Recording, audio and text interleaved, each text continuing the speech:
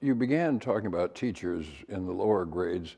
What experiences did you have with mentors or figures who pushed you and pulled you in a particular direction then? You know, quite frankly, I had some good teachers, a good science teacher here, you know, a math teacher there who encouraged me.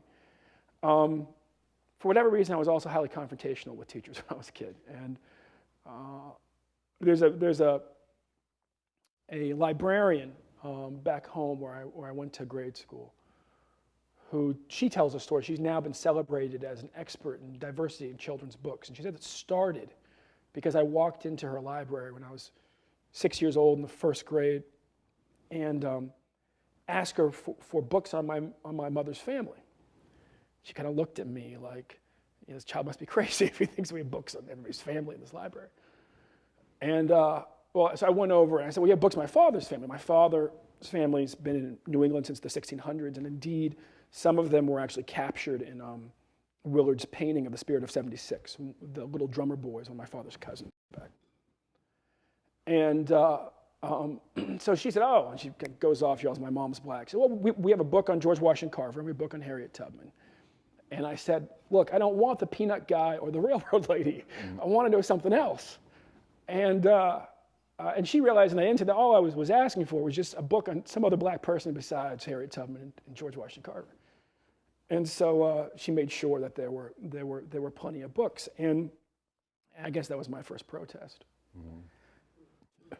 And it was successful. Yeah. And what about Henry Littlefield, who influenced you to go to Columbia? Yeah, Doc was great. Doc really taught us. He was a man who, grown up poor, you know, white, poor in I think Brooklyn or the Bronx, who had sort of a bit of class rage in him because his father's brother had been able to go to college and had done better than his father had, and employed his father working in an asbestos plant, knowing that asbestos would kill his own brother.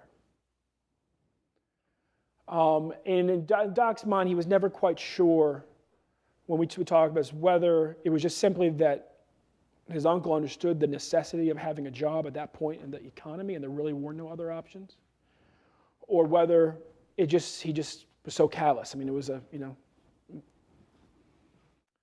who had contracted polio while at the Olympic wrestling camp and had defeated it simply because of his physical strength. He could lose that much muscle and still walk.